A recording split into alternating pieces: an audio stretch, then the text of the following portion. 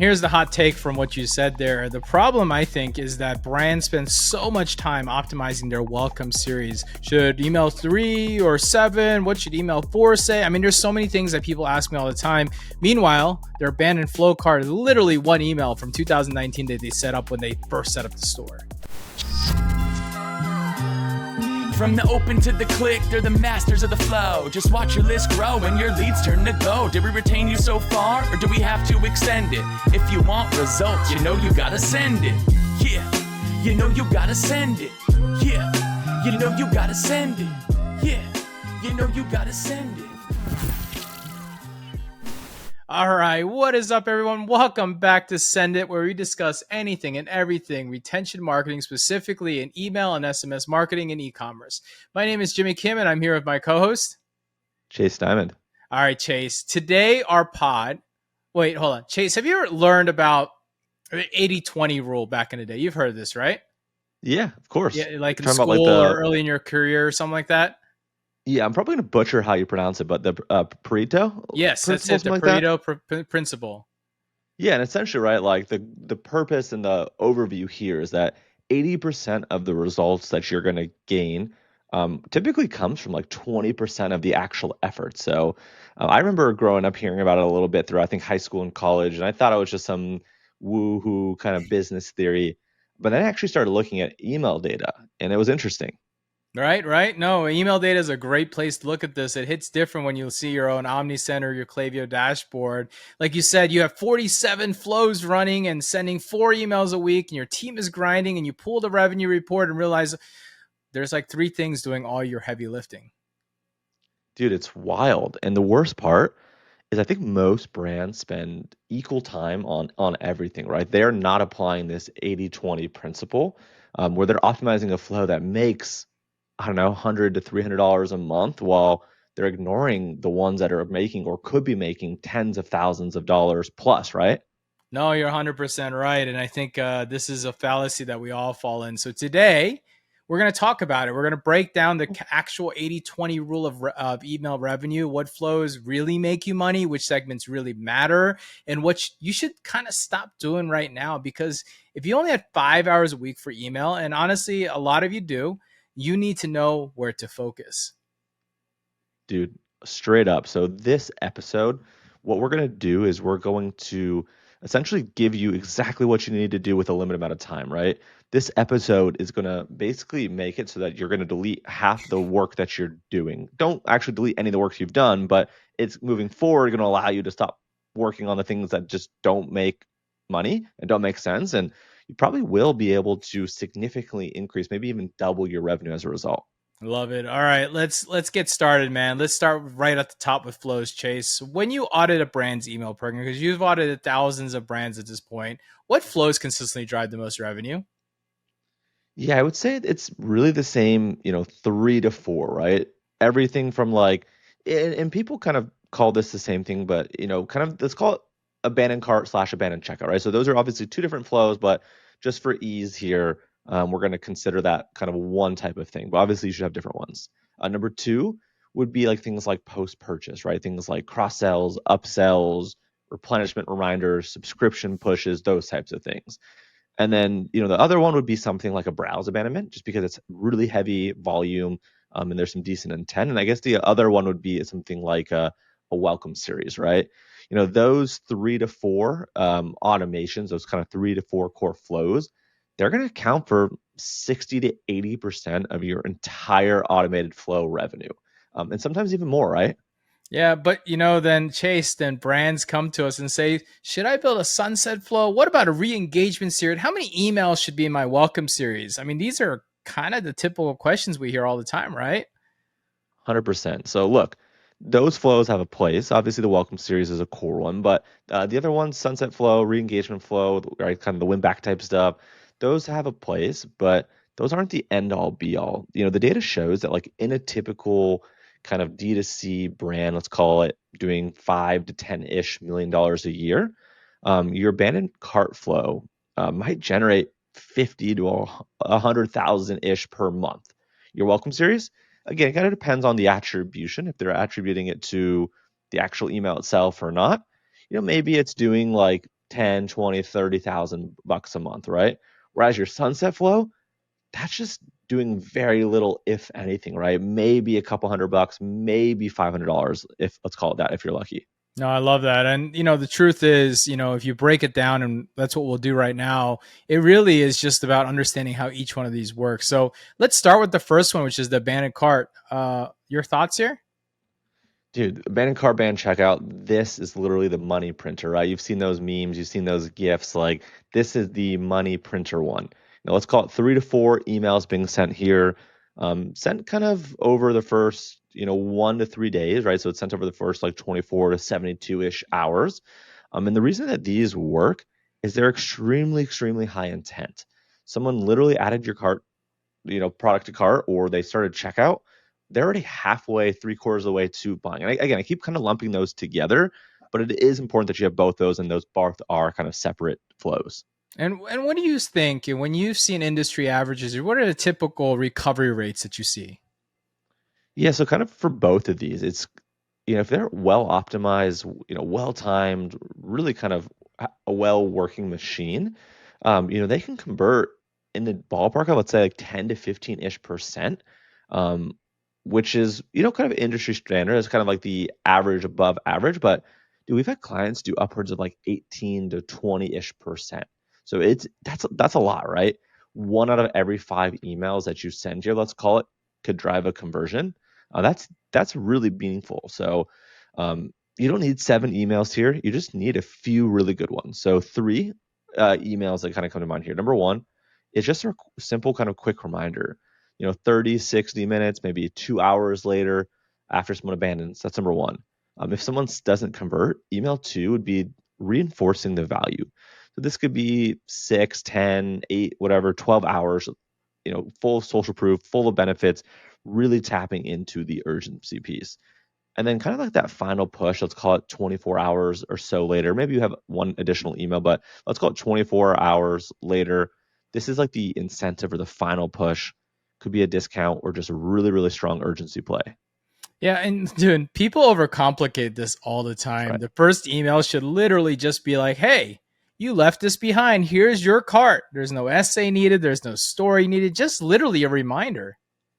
Yeah, that's right. You want to save more of like the storytelling for your campaigns, or maybe even like your welcome series, let's call it, before the abandoned cart, abandoned checkout type thing. Don't be creative, right? Just be super clear and just drive home the fact that these people need to make that purchase. Yeah, clarity beats creativity. No doubt there, ultimately. All right. Hey, it's Jimmy. Quick 15 seconds of your time because I have something fun to share. Did you know between the two of us, Chase and I, we have over 20 years of experience in email marketing? Recently, we put our minds together to create a certification program that takes all of our knowledge and share it to the world. It's called Ecom Email Certified. It's an end-to-end course certification program that's designed to take anyone, regardless if you're a newbie or an experienced marketer, founder, executive, agency marketer, or any marketing professional, to teach them everything we know about email marketing SMS, from deliverability to AI to copywriting to design to strategy. We cover it all. It's loaded with 175 modules and 25 hours of education combined with quizzes, community, all designed to educate, test, certify you to become a full-fledged email marketer for e-commerce. And so, since you're listening to this pod, we want to reward you with loyalty by giving you a coupon for $200 off this certification. Just jump over to ecomemailcertified.com, check the show notes, and now back to your pod. I want to go to the next one, which is post-purchase flows. This one's underrated because most brands think post-purchase flow is just a thanks for buying, here's your tracking, here's a coupon. Thoughts here? Dude, I've been diving into so many post-purchase emails on, I guess, ebooks lately for clients and whatnot, and doing things. So I feel really confident and dialed in here. But post-purchase is really where you lock in the retention. Email 1 is the confirmation. Sure, that's fine, whatever. But emails 2 through 5, that's where you're going to do things like, number 1, educate on product usage. How does someone actually get the maximum gain and benefits out of your product? Number 2 is you need to cross-sell and upsell complementary items and products. That's a no-brainer. Number 3 is once someone actually has the product and has time to engage, use it, utilize it, whatever that right word is, you do need to ask for reviews. Reviews are great for social proof, great to include, great for obviously a whole bunch of things we know. Depending on kind of what the item is, if it's like a topical or a consumable, you're going to want to rent like kind of offer like replenishment type discounts, right? And then lastly, introducing like the loyalty type program. It's very surprising how few brands actually do all of those, right? Yeah, no, I think the revenue comes from the cross sell window. That's usually someone who just bought from you. Trust is high. Credit cards are already out. If you're in skincare, especially, and they bought a cleaner, email three should be showing them a serum or a moisturizer ultimately. Yeah, dude, 100%. We've seen post-purchase flows generate, in the ballpark of 15 to 25-ish% of total flow revenue for the right brands. And especially, as I mentioned before, kind of about the replenishment stuff, especially for like consumables. We're talking about things like supplements, coffee, pet food, etc. If your product can run out, you absolutely and you better need to have kind of a replenishment sequence that's going to trigger 1 to maybe 3 weeks before they need to reorder. Really important that you test kind of the timing there. Yeah, I think that's a good one. That's very clear. All right, let's go to browse abandonment because that was your third one that you mentioned right there. This one I think is slept on pretty often. Thoughts here? Yeah, it is. It's surprising that it is, but it still is, right? And it does convert lower than like abandoned carts and abandoned checkouts, typically like in the ballpark of like a 2 to 5%. But the volume here is way, way higher, right? So for every one person who abandons a cart, you might have 5, 10, 15, 20 people even potentially who browse but don't add to cart. So this is really just a huge volume play. Yeah, and look, even at the lower conversion rate, the at scale, this matters ultimately. Yeah, you make up for the lack of conversions or the lower conversion, I should say, which is a ton of scale. And the browse abandonment typically works best when you personalize it, right? Don't just say, "Hey, come back, we want your money," right? You want to show them exactly the products that they looked at using dynamic product blocks that should be available in Omnisend and every other major ESP. And it makes people feel like you noticed kind of what they were checking out, type of a thing. Okay, okay. So these are the three flows, but I want to talk about the ones that don't matter now because I think there's a lot of them. The overrated flows ultimately. Chase, what's the most overrated flow? Yeah, this one I go back and forth on because I do think the welcome series really does have a time and place. I think that first welcome email when you're delivering like that coupon code, etc. I think that one in and of itself is really important, but that's a welcome email, right? It's not a welcome series. I think the rest of the welcome series, if you don't get someone to convert off that first or second email, you kind of lost them type of a thing. So in general, I think the welcome series could be a bit overrated as a series, not as the first email. I like it. Look, you got to explain on that just a little bit more. Yeah, I'd say, look, there's a couple of things I feel like here. I think the welcome series are important for A, brand introduction, and B, setting expectation, and C, kind of delivering the coupon or whatever it is that you promised in the pop-up. If you don't send it, there's going to be problems. But revenue-wise, um, this one isn't as much of a heavy hitter as the ban and cart, ban and checkout. Again, if your attribution settings are all jacked up and there's your email provider is taking credit for it, maybe your welcome series looks a little bit better than what we're talking about, right? But compared to again the abandoned cart, it's conforming a lot lower in terms of overall conversion. No, and here's the hot take from what you said there. The problem, I think, is that brands spend so much time optimizing their welcome series. Should email three or seven? What should email four say? I mean, there's so many things that people ask me all the time. Meanwhile, their abandoned flow card is literally one email from 2019 that they set up when they first set up the store. Yeah, I think to your point, right? Everyone starts with the welcome series because they think that's the first thing that they should do and they spend 80% of their time on that, right? And we're not saying don't build a welcome series, right? We're saying build a solid 3 email kind of welcome series and move on. Don't let the abandoned cart that Jimmy talked about have one email. That should have three as well. So you need to make sure that instead of building 6 welcome series, go build 3 welcome series and then 3 abandoned carts. Just don't obsess over the welcome series. I think that's the biggest issue here. All right. My overrated flow that I would say would be the sunset flow. What do you think? Yeah, I'll definitely double down and agree with you there. I think sunset flows are more like for maintenance. They do not drive revenue whatsoever, right? You're literally emailing kind of the bottom of the barrel, the people who don't open your emails. Even their bots aren't opening your emails, right? Even the Apple privacy stuff's not opening your emails, right? With these folks, you should have one to keep your list clean, deliverability healthy, but it's not going to move the needle revenue wise. 100%. I totally agree with that one. All right. Those are some overrated flows. Let's move to segments because flows are one thing, but campaigns, your one off promotional sends, this is where brands spend like most of their creative energy, right? Yeah, 100%. And most brands send to anyone and everyone that has a post on their list, whether it's from today or it was from 2006, right? They're sending to every single person, hey, new to product Brock. And they send to all subscribers, 20% off sale, send to everyone, right? Like it's just come up with a campaign idea, send all. New campaign idea, send all. It's lazy and it's expensive ultimately. Dude, 100%.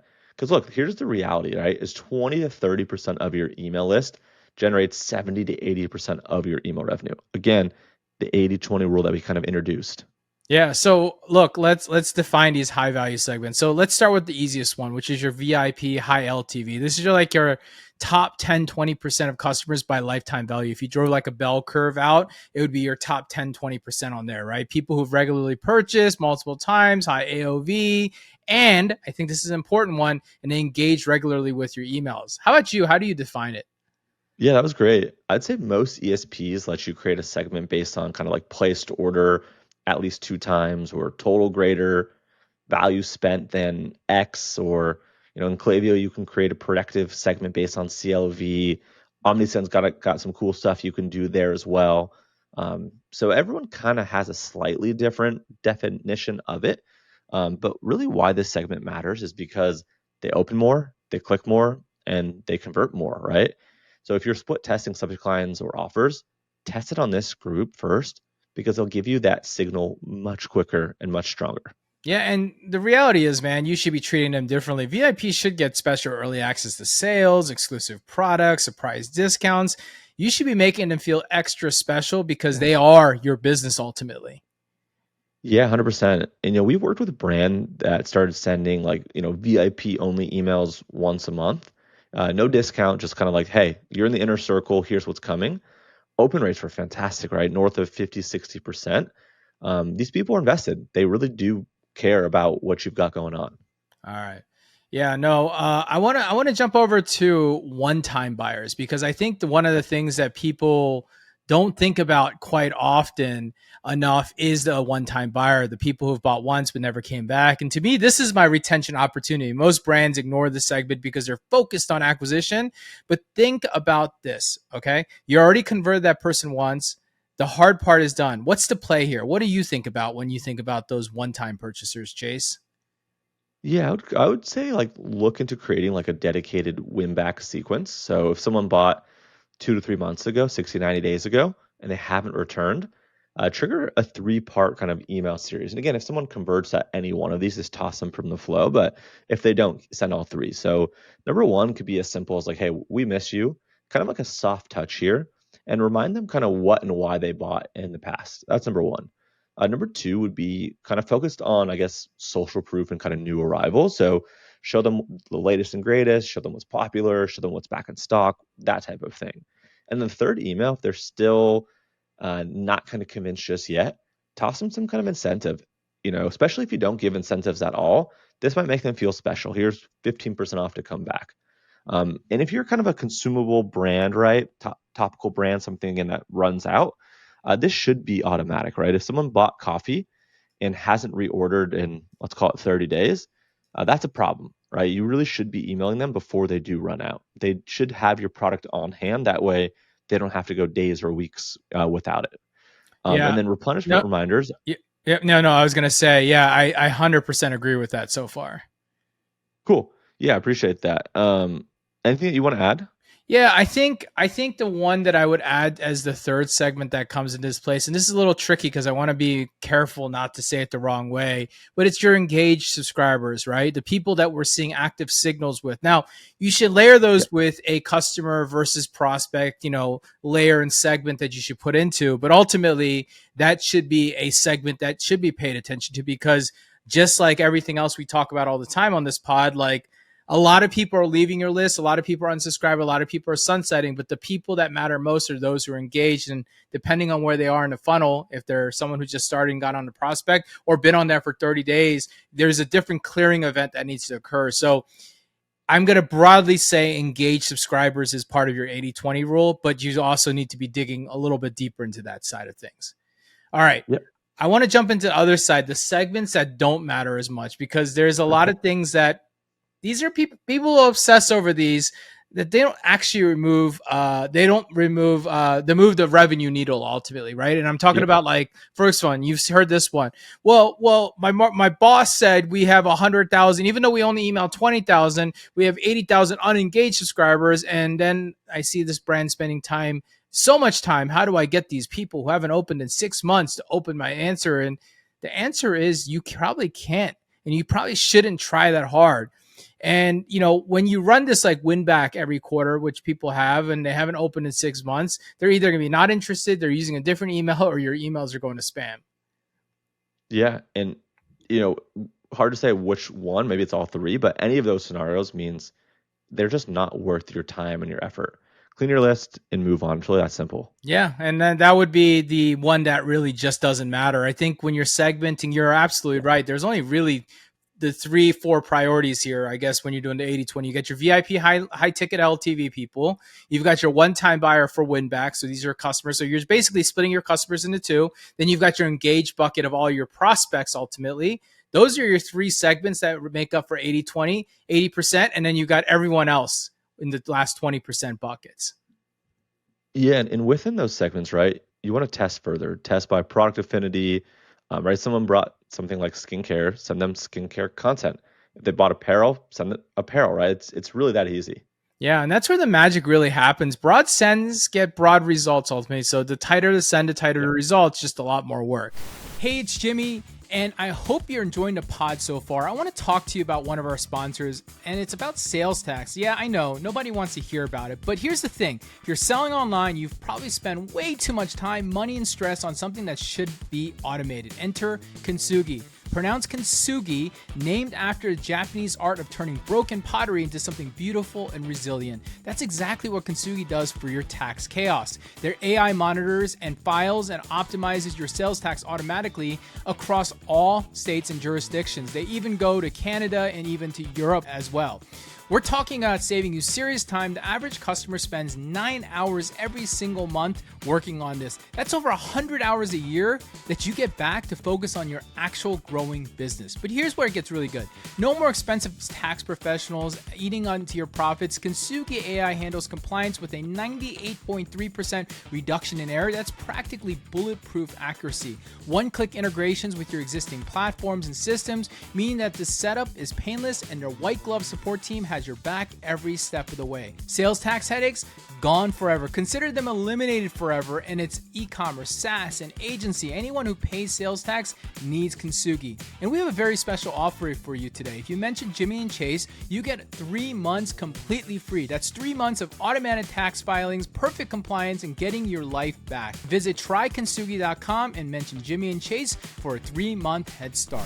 Let's talk about campaigns, because I want to jump into that one next, because I think that's interesting, because you can have great flows, great segments, but if your campaigns suck, you're leaving money on the table. Thoughts here? Yeah, I'd say the thing about campaigns is most brands send too many that just have way too few and kind of too little differentiation, right? They're just all the same, essentially. 100%. Those are facts. Like, you're sending 4 emails a week and they all say 20% off. Why would anyone open the fourth one? Right.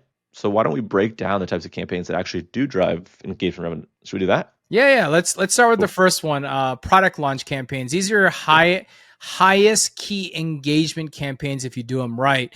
If you think about, the key is to build up, right? They just can't drop a new product out of nowhere. You need to do a teaser email, which is like 3 to 7 days before. You've got your launch announcement, and you got a multiple follow-up of showcases over the next 2 to 3 days. And the big thing for me, and you love this, Chase, and I think this is really important, but the teasers work because they create curiosity. Something new is coming. Here's a sneak peek. People love to be in the know. And if you have a VIP segment, let them be in the know first by giving them the early access, the early heads up. Let them buy 24 hours, 48 hours ahead of the public, right? They'll love you for it, and you'll generate early revenue. No, and it'll also tell you how the conversions are going to happen on that product too. So it's another good reason Yeah. to test it with that group. The most loyal not purchasing, the non-loyal are not going to purchase. All right, let's talk about promo emails, promo campaigns. Promos are tricky because, well, everyone does them, right? Not just talking about Yeah. holidays, but you've got Black Friday and Memorial Day, or you've got that random Tuesday. There's always some kind of sale going on. Chase, what are your thoughts around promotional campaigns?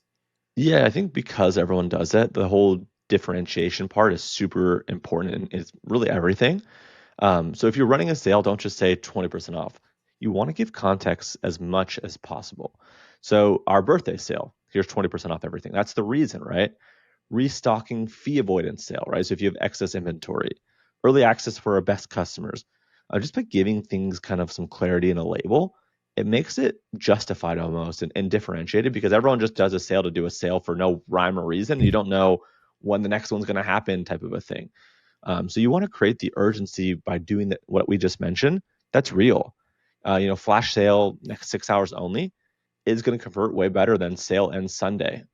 If you set it on a Monday, right? That's just way too long of a period that there's no urgency there. And you're going to want to also vary your offer types. Don't just do a percentage discount every single time, right? Try things like dollar off threshold. So spend 100, get 25 off. Free gift with purchase, free shipping upgrade, buy one, get one. Just mix it up. Yeah, keep it fresh and keep people opening ultimately. One I like is content and storytelling campaigns. I think this is where a lot of brands mess up. They think that every email has to sell something. But to me, content email is like how to use your new product, behind the scenes of a process. These things build like a real trust and engagement and kind of deliver that authentic connection that humans are looking for. And that higher engagement usually means better deliverability, which means your promo emails will often perform better. But it's a long game a lot of times, right? You send 3 promo emails, 1 content email per week. That's the content email reminds people that why they subscribed in the first place, right? That's like kind of the thought process behind these things. And it allows you to kind of show off your brand in the back end too. But Chase, I want to jump into what not to send because I think this is also a place that we need to talk about. Let's talk about what doesn't work. Chase, what doesn't work out there? Yeah, I think we've been shouting this from the rooftops for a long time, but people still do it. So the generic kind of newsletter type sends, if your email is just a roundup of blog posts and random product links, I hate to break it to you, but frankly, no one's going to really care, right? Yeah, newsletters work for media companies, but for e-commerce, I think it's a waste of time unless you have something very specific to say. Yeah, and I think also too, like when I think about like the overuse of last chance emails, if every email is last chance, nothing is ever the last chance. Nothing is urgent. You basically train people to ignore you. So we call that basically the crying wolf syndrome. Mhm. So you want to use urgency, kind of sparingly and really make sure that it's real. No, I'm with you on that one. So, all right, we've talked about what works. Now let's talk about what you should stop doing because this is the hard part, I think, cutting things, right? Cutting things that aren't working when you're thinking about the 80/20 rule. Most brands are doing way too much, and because they're doing too much, they're not Yeah. really doing one thing well. And the first step I would say is over engineering of flows. This is definitely something I see very regularly when I audit brands. So, what do you think about this, Chase? Yeah, and I think kind of what we talked about before is like focusing on kind of the few that actually drive the revenue is so important, right? So I see brands with a flow for every single kind of micro action imaginable and then some, right? Post purchase day 3, post purchase day 7, post purchase day 14, all separate flows. Look, just build one post purchase flow with delays. You don't need a flow chart that looks like a circuit board. And stop adding emails just to add emails, right? Your abandoned cart flow doesn't need 7 new emails. Your welcome series doesn't need 10. More emails doesn't always equal more revenue. In fact, more emails often equal more unsubscribes and worse deliverability if they don't actually serve a purpose. I love that. That's true. So true. There are more emails. Look, there's a reason to send more emails, but when I say this in the market, I don't mean to send more emails like as far as like just keep sending volume. What I mean is send more like emails with action and purpose ultimately, right? Like use more, but do it with purpose, right? There's a lot you think about. And anytime you're listening to this pod, it's kind of conflicting there because we'll tell you to stop sending, but really we want you to send. We just need you to send without some of the things that we're telling you not to do, right?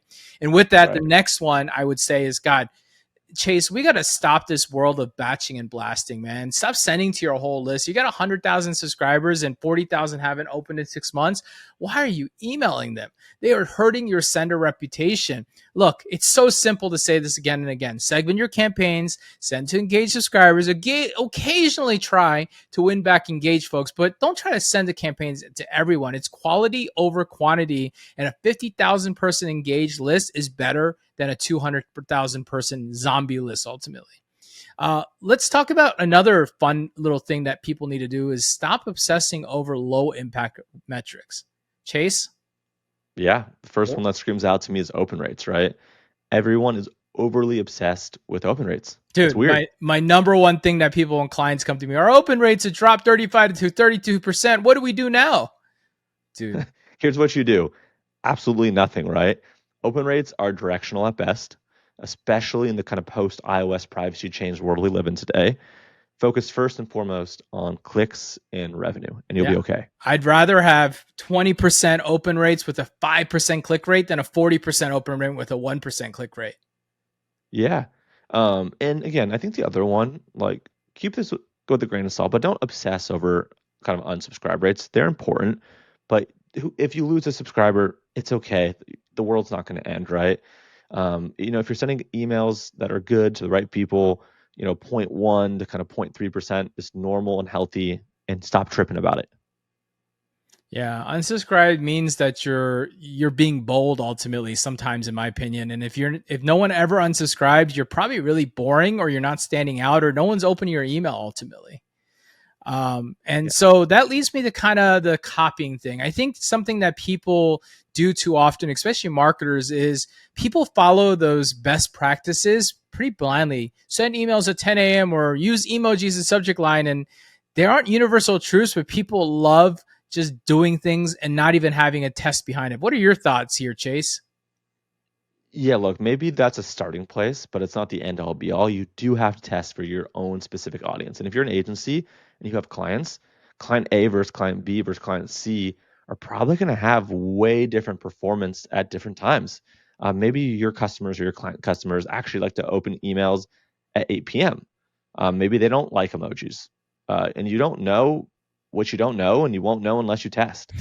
And stop doing things just because you read something on Facebook or Twitter or X or whatever. If it's a tactic that doesn't work for your brand after testing, drop it, dude. That's the answer that I give most people. All right. Hey there, it's Chase here. I hope you're enjoying the pod, but I want to get just 30 seconds of your time real quick to tell you about one of our sponsors who let us make this great podcast. So first, I want to start with a question for you. Do you ever find yourself staring at a blank page, waiting for inspiration to strike? Your marketing campaigns don't have to suffer when your creativity runs dry. Omnisend has recently launched their most powerful AI update yet, and it is awesome. Its AI completely transforms how you can create and send your next marketing messages. And here's really what's incredible. Their AI doesn't just write your emails, but it actually helps you write really compelling subject lines, pre-header texts that are geared to increase your open rates and ultimately build customer segments in a heartbeat.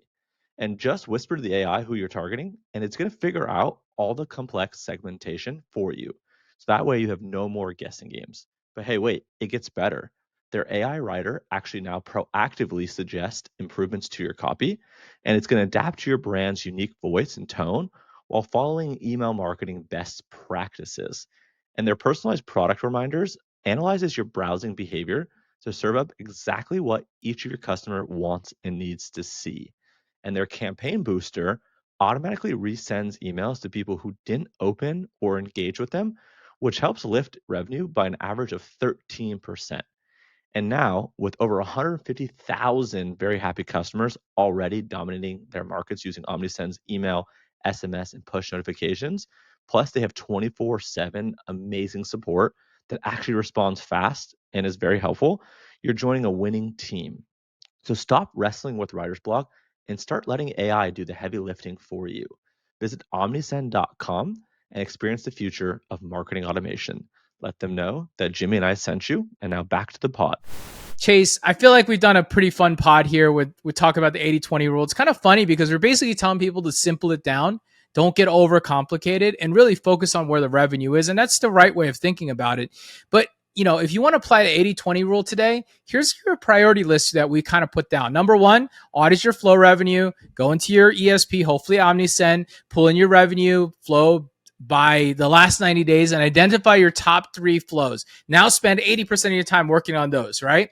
Number 2 is segments, right? We've talked about it. Your VIPs, your engaged, and you stop sending those to the unengaged people. It's not rocket science ultimately. Then you've got campaign performance. That was number 3 we talked about. Look at your last 20 campaigns. Which 4 drove the most revenue, and what did they have in common? Was there an offer style, a subject line, a style, a terming? Do more of that, right? Do more of that. That comes into place. And ultimately cut out the dead weight. Archive flows that aren't, if they're generating less than $500 a day, $500 a month, I would be thinking about getting rid of them, right? Stop sending those subscribers who haven't opened in 6 months and reduce the frequency if you are sending just to send. And here's where the mind shift, I think, is the most important thing. Do less, but doing it better will always beat more mediocrity. What do you think about that? 100% agree with you. The brands that we work with, the brands that we audit, the brands that we see who are making the most money from email aren't the one with the most complex strategies. I know you think that's the case, but frankly, they're not. They're really the ones that just do the boring, basic things over and over, and they actually focus on what moves the needle. Yeah. So the recap here is 3 flows drive 60 to 80% of your revenue: abandoned carts or abandoned checkout, post-purchase, and browse. 20 to 30% of your list drives 70 to 80% of your revenue. Focus on those people. Content matters, but only if it's differentiated and timely. Yep. And stop over-engineering shit. That's probably the TLDR with everything we talked about, right? Yeah, and I'd say one last thing kind of from my perspective is if you take one thing from today, pull your data, find the 20% of things that drive 80% of the results, and double, triple, quadruple down. Boom. That's a wrap, dude. With that 80-20 rule of email revenue for e-commerce email marketing today. Guys, if you enjoyed today's podcast, please make sure you like, subscribe, follow, leave us a rating on your favorite podcast listening platform. And you can follow us all over the place on X, LinkedIn, YouTube, IG, TikTok, etc. Look, we always tell you the same stuff, but today we're going to tell you, if you haven't checked out Inbooks, INBOOX.ai, it's our brand new application that we just released. It's $30. It's $29, not even $30, super cheap. You can tap into millions of brands of the top direct-to-consumer and Shopify stores. If you're a brand and you want to look and check out your competitor, that's what you do. If you're a brand, you need ideas of your strategy, that's what you do. If you're an agency, if you need ideas from other people, go do that. Or if you want to go, pitch a brand, go find their emails on our system and go do that. There's so many use cases what we've built here. Chase, anything to add to that? Why are you excited about Inbox or Inbooks? Yeah, I'm really excited for everything you mentioned. For our agency, being able to do like outbound emails and outbound outreach and DMs, where we actually now have access to a ton of prospects post-purchase and transactional emails that we wouldn't have otherwise unless we went and purchased from hundreds and hundreds of brands, which we frankly just couldn't and wouldn't. It'd be too expensive. It'd be too timely to track. By the time we want to reach out to them, it's too late, right? So I think that's huge. And then I'd also say too, just like I've been using it almost every day for the last couple months. And I don't know how I used to do this without it, right? I don't know how I was doing email kind of monitoring, kind of competitor analysis, inspiration. I don't know how I actually did this before, because all the other ones in the market, look, they're neither here nor there. They're not great. They're not terrible. And I didn't use anything else that often. I'd use them maybe once a month, once a quarter, and always was like, why am I paying for these? They're just not that great. Where with this one, like, dude, it's amazing. I feel the value in this product. It's not clunky. The UX is nice, easy. And of course, the coolest thing, and if you haven't heard this yet and you haven't seen it because we're apparently bad marketers with this stuff, if you have a brand that you want to see on here and we don't have it, just email it to us. There should be an ad option by now, hopefully when this pod is out. But just email us and we'll go get it added into the system, which will be really cool, which is something very unique. You're usually stuck with what you see. For us, we want to make sure that we're user syndicating it. We brought the first and most important 2,000 brands onto the platform today, but we want to keep adding to it, and we'll have millions and millions of emails as we go through this. And check out that AI breakdown. That thing is really cool. It's really smart, and it's helping even the brands. We've sent it to some of our agency friends that manage the brands that are on our list, and they're like, oh yeah, that's a good idea. And that's what we wanted with this thing, right? We inputted our ideas and told it how to break it down and look at it. So with that, inbooks.ai, go check that out. We'll throw the links in the show notes. Otherwise, Chase, great episode as always, bro. I'll see you next week. Cheers. See ya. From the open to the click, they're the masters of the flow. Just watch your list grow and your leads turn to go. Did we retain you so far, or do we have to extend it? If you want results, you know you gotta send it. Yeah, you know you gotta send it. Yeah, you know you gotta send it. Yeah, you know you gotta send it.